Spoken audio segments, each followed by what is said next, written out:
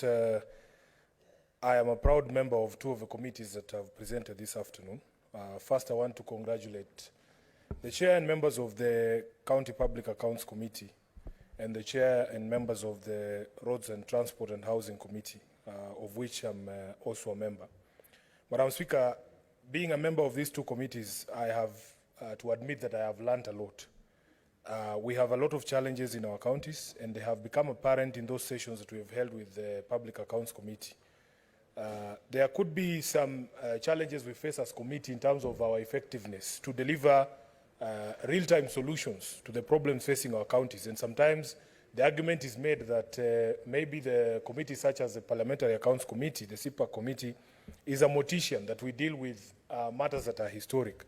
But in my view, there are things that we have achieved in that committee that I want to point out that have made me extremely proud to be a member of that committee. The first one, Madam Speaker, was the question of KRA levying penalties on late releases or payments of the statutory deductions from county governments.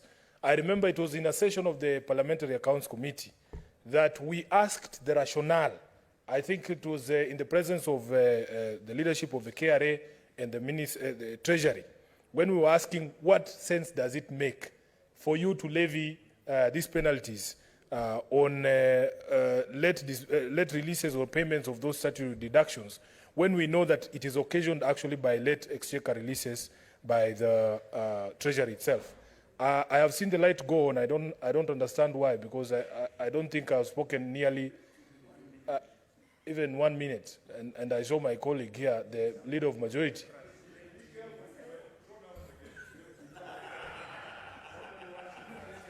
Perhaps, Madam Speaker, I can be given direction as to what time I have.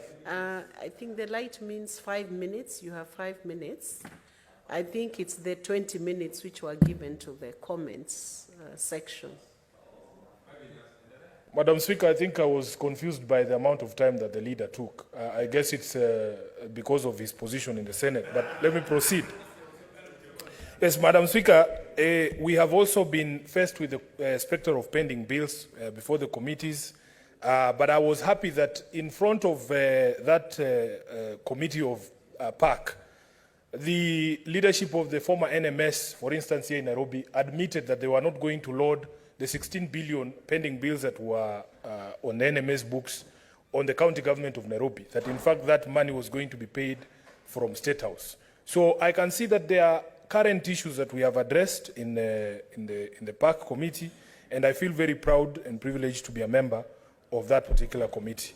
We have also been trying to explain to the counties that we are actually friends and partners in the success of devolution, so that there doesn't need to be an adversarial relationship between this committee and the county governments themselves. Then from the Roads, Transport and Housing, I was very happy when the committee visited the Mombasa County to discuss the question of the development or redevelopment of Buxton Estate. Because even here in Nairobi, we have many old city council estates that are earmarked for redevelopment. And because of the hue and cry in Buxton, we made a resolution as a committee that we would never allow what has happened in Buxton to allow in any other place in the Republic of Kenya. So we inserted ourselves as a committee, even in the current redevelopment plans in Nairobi, and I'm very happy that when I wrote as a Senator of Nairobi to the committee chair, Honorable Thangwa, to look and take up the issues in the estates in Ofafa, Jericho, in Lumumba, and in California, action by the committee has led to the institutions that are responsible for these redevelopments, especially the county government of Nairobi, listening to these residents. And even as we speak today, I received a message from the chairman of Ofafa Jericho, Juan Mungonda, saying that they have now been invited formally to actually have a conversation with the county about the redevelopment of Jericho, which is a positive product of the engagements with the committee. I have attended those public participations. I have had Majority Leader allude to them. And it is clear that there is an effort that is being made, at least by the City County of Nairobi, to engage the residents, and I continue to laud the governor and his people for giving an opportunity to hear the residents who are going to be affected by these developments. Finally, Madam Speaker, on the question that my Majority Leader has spoken about on EABL, indeed the petition that has been brought regarding the issue of EABL is a matter that we should all take interest in. That I have had some of the submissions that have been made before the committee. As the chairman himself confirmed, the Capital Markets Authority appeared before that committee, and from the perspective of the Capital Markets Authority, there was no wrongdoing during the transfer of those shares. And it is also not something to be overlooked, my brother Majority Leader, that in fact this institution continues to provide Kenyans with a lot of employment opportunities. There are farmers in the western regions who are now growing sorghum and earning a living from what EABL and barley. So that we should find ways in which we can resolve issues that arise when companies such as these that are major employers in this country and that contribute to the economic development of this country have issues in a way that does not scare investors or vilify companies that are just trying to do business. As a regular consumer of the products of EABL myself, Madam Speaker, one of the problems that we face in this country is high taxation. In fact, if you speak to the management of EABL, they will tell you that just these last few months, the sales have gone down because many people can no longer afford this product.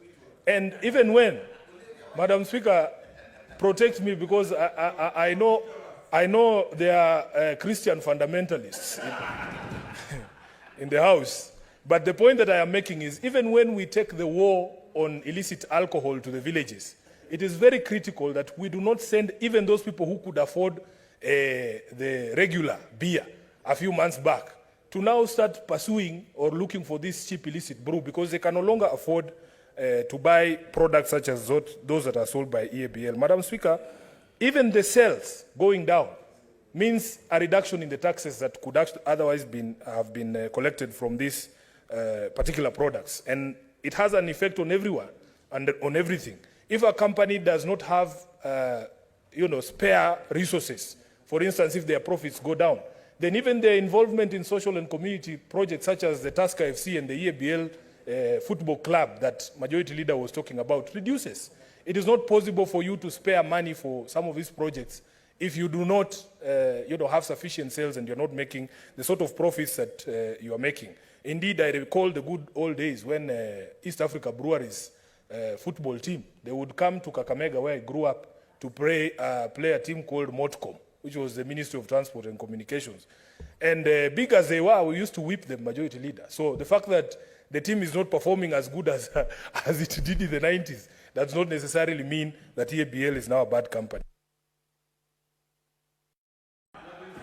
Time up, Senator Sifuna. Senator Methu, you are either the Christian fundamentalist or